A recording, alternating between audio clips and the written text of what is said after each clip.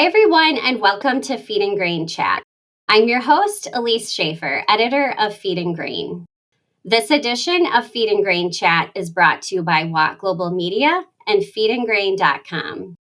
Feedandgrain.com is your source for the latest news, product, and equipment information for the grain handling and feed manufacturing industries. Today, I'm joined by Danny Deaver, Senior Product Manager for Transmetric. He's here to highlight sustainable shipping options and share how technology is advancing rail logistics. Hi, Danny. Thanks for joining me today. Hi, and thanks for having me. Of course. So, how can shippers leverage rail to support corporate sustainability goals? And can you share any data on the environmental impact of rail? It is the most fuel efficient way to move freight in North America or probably everywhere. Every shipment that we can convert from truck to rail probably cuts fuel related greenhouse gas emissions by up to 75%. Railroads are actively investing in more efficient and environmental friendly solutions. Obviously, there's a lot of people out there also building these carbon emission calculators to help shippers and BCOs to understand how much they could save. As some backup info from the Association of American Railroads, like I said, moving the freight by rail can lower the greenhouse emissions by 75% on average. Another analysis done by the AAR found that 25% of the truck traffic moving at least 750 miles went by rail instead of truck. The greenhouse emissions would probably fall approximately 13.1 million tons. If we did it by 50% of the trucks moving in that same type of mileage, we could approximately reduce it by 26.2 million tons.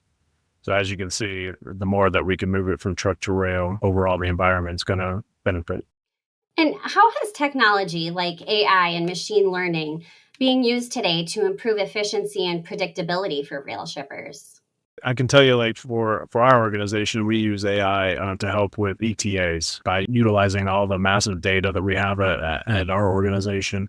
We're able to then help build with machine learning and advanced technologies a better estimated time of arrival for our customers. Also, with all of this information, seeing that there's millions and millions of data points, the ability to use machine learning to help out with inbound cars coming to a particular shipper just kind of helps make the operation better. We also utilize it in our alerting tools at our organization that help customers understand when something's gone awry or there's an exception happening. They can make proactive decisions because the machine has been able to read the information from previous trips to let them know that something is not currently right. So those are some of the ways that I think that machine learning and AI have helped with the carload and even intermodal space on the railroad. Do you have any advice for companies considering transitioning from truck to rail or intermodal shipping to help navigate that process? First off, it's not going to be as easy as, just moving it. There's definitely going to need to be some legwork done. So you just have to be aware with how rail operates and just make sure that you understand that it's different than trucking. And you just need to get really familiar with how rail works before you make the decision. Don't underestimate the need for visibility when you're doing it. Or obviously with trucks, they all have GPS, right? So that's easier, but there are great sources for visibility on the rail space too. I think you also probably should maybe invest in an experienced rail partner, somebody that can help you make the transition a little smoother. I would also probably just warn you that maybe the ROI isn't going to be immediate. It will get there, and obviously you will help save the environment by doing this, but it is not going to happen overnight. And then like an intermodal space, especially when we're talking about the grain and feed area, because they're bulk commodities, you would have to then be able to go to a place and transload it a little differently. Obviously, some of the products don't work inside of intermodal containers as well. So just understanding your constraints. Now, looking ahead, what innovations or trends do you see shaping the future of rail transportation for the agricultural industry? I do think like the GPS and the IoT sensors going on rail cars would definitely be able to help there.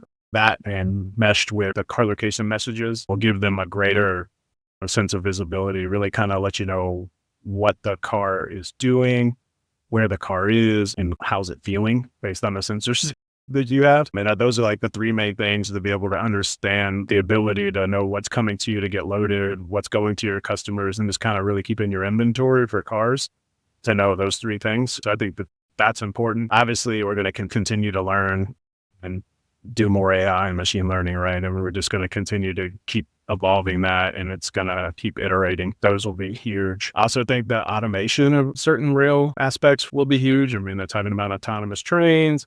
They're obviously doing some autonomous things at the intermodal facilities today where they have cranes or yard jockeys moving things around without people in them. I just think those automated things will obviously keep happening and will help with the industry. And all that really, it gets down to the safety and reliability and efficiencies, right? And I think that's what everybody's trying to do. So I think technology is going to continue to support those things. Well, I know our viewers will be looking forward to those advancements. Thank you so much for sharing your insights with me today, Danny. Thank you for having me, and hope somebody gets some value out of it. Absolutely. That's all for today's Feed and Grain Chat. If you'd like to see more videos like this, subscribe to our YouTube channel, sign up for the Industry Watch Daily e-newsletter, or go to feedandgrain.com and search for videos. Thanks again for watching, and we hope to see you next time.